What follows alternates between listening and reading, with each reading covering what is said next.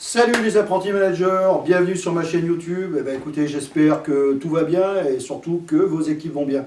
Donc aujourd'hui, je vais vous parler de la prise de poste. Alors vous qui êtes jeune manager, manager junior, voilà, qui êtes jeune dans la fonction, je vais essayer de vous donner quelques conseils justement sur une prise de poste. Alors, la première chose qu'on va voir, c'est qu'est-ce qu'il faut faire. Et surtout, ce qu'on va voir aujourd'hui, c'est surtout ce qu'il ne faut pas faire. Donc alors, la première des choses à faire, quand vous allez avoir intégrer une nouvelle équipe, un nouveau poste, la première des choses à faire, c'est surtout de ne rien faire. Alors, qu'est-ce que j'entends par là?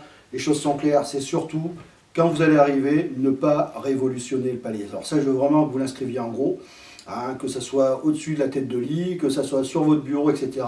Ne révolutionnez pas le palais. C'est la plus grosse des erreurs lors d'une prise de poste. Alors concrètement, ça ne veut pas dire, quand je dis ne rien faire, vous n'allez rien faire.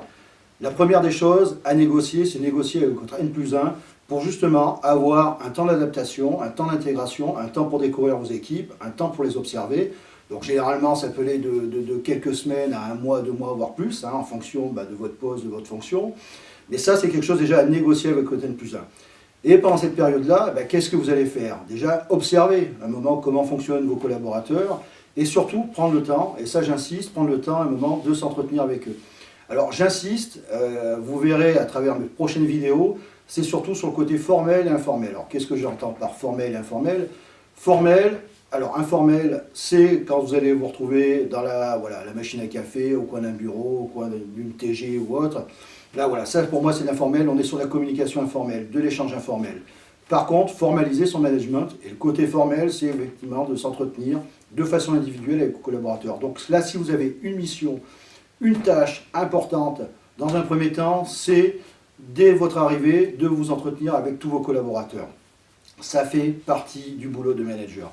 Vous êtes des jeunes managers, des managers juniors, votre première fonction, c'est déjà de connaître, d'évaluer vos collaborateurs. Alors, j'en traiterai aussi dans une de mes prochaines vidéos, comment évaluer ses collaborateurs, parce que ça, avant de savoir comment on va manager, la première des choses, c'est de savoir à qui on a affaire. Voilà. En tout cas, aujourd'hui, ce qui est important, c'est vraiment que vous preniez le temps de vous intégrer, de vous adapter. Alors, dans les petits conseils, j'avais fait une précédente vidéo où je vous parlais du bonjour. Une chose aussi qui est importante, et là parce qu'on est sur un phénomène, sur un levier de reconnaissance, j'insiste, quand vous allez commencer à connaître votre équipe, prenez la peine, bon bien sûr d'aller leur dire bonjour, mais prenez surtout la peine de connaître rapidement leur prénom. Et ça, il n'y a pas meilleur moyen à un moment de se faire des alliés au sein de l'entreprise. Si à un moment il y a cette reconnaissance-là, il est clair qu'à un moment, dès le deuxième jour, si vous connaissez déjà les prénoms de vos équipes, vous aurez fait un grand pas avec elles. Voilà, c'était un petit conseil. Voilà. Bon, en tout cas, aujourd'hui, j'espère que ces conseils vous serviront dans votre prise de poste.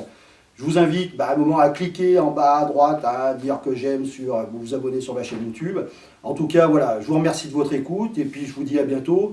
Et n'oubliez pas, soyez forts et restez humains. Allez, à bientôt, salut!